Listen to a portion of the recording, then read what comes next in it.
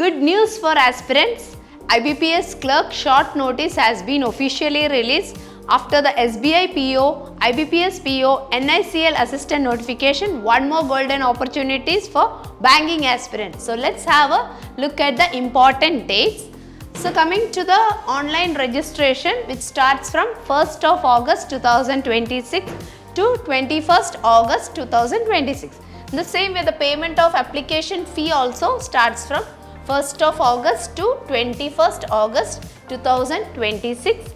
Now coming to the edit option, we have the edit option available, edit window for candidates to modify correct application form including online payment for edit and all.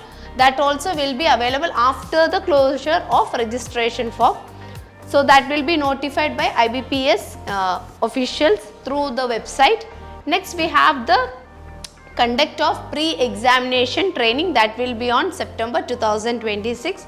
Now coming to the online examination, we already know the first stage is the preliminary examination which will be conducted on October 2026. Now coming to the second round, that is the mains examination which will be conducted on December 2026. Before that we have the results of the preliminary exam which will be published on November 2026.